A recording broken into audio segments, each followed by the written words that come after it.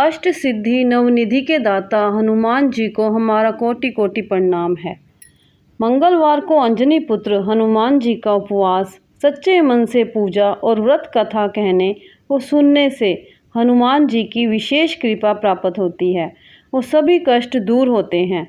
हनुमान जी का व्रत रखने वाले को हर मंगलवार इस कथा का पाठ करना चाहिए। ज्योतिष शास्त्रों के अनुसार हनुमान जी का व्रत करने से कुंडली में मौजूद सभी ग्रह शांत हो जाते हैं और उनकी असीम कृपा प्राप्त होती है। अपने भक्तों पर आने वाले हर संकट को हनुमान जी दूर करते हैं। संतान प्राप्ति के लिए हनुमान जी का व्रत फलदायी माना जाता है। इस व्रत को करने से भूत प्रेत और काली शक्तियों का प्रभाव नहीं पड़ता। मंगलवार का व्रत करने से सम्मान, साहस और पुरुषार्थ बढ़ता है। मंगलवार व्रत की पूजन विधि के बारे में जानते हैं। हनुमान जी का व्रत लगातार 21 मंगलवार करना चाहिए। मंगलवार के दिन ब्रह्म मुहूर्त में उठकर स्नान वगैरह से निर्वृत्त होकर सबसे पहले हनुमान जी का ध्यान करें और व्रत का संकल्प करें। इसके बाद ईशान कोण की दिशा अथवा उत्तर पूर्व कोने में किसी एकांत स्थान पर हनुमान जी की मूर्ति या तस्वीर स्थापित करें। फिर गंगा जल के छींटे देकर उनको लाल कपड़ा धारण कराएं।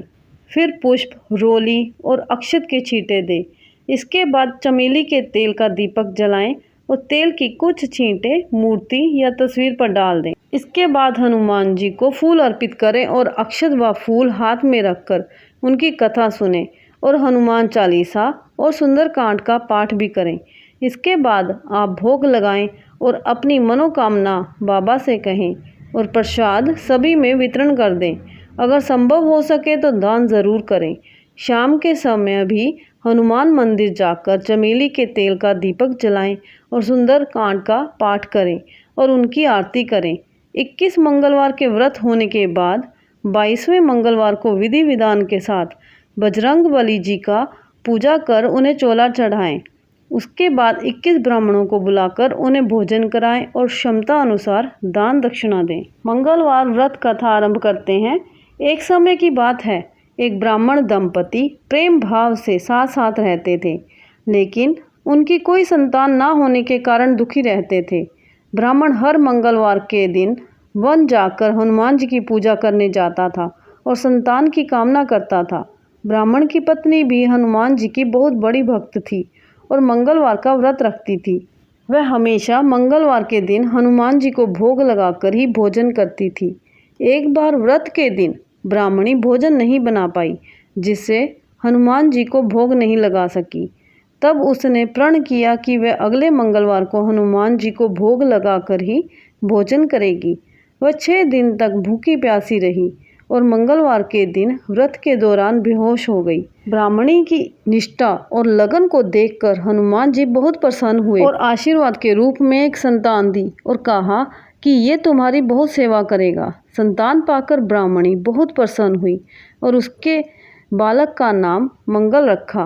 कुछ समय बाद जब ब्राह्मण घर आया तो घर में बच्चे की आवाज़ सुनाई दी और अपनी पत्नी से पूछा कि आखिर ये बच्चा कौन है। ब्राह्मण की पत्नी ने कहा कि हनुमान जी ने व्रत से प्रसन्न होकर अपने आशीर्वाद के रूप में ये संतान हम दोनों को दी है।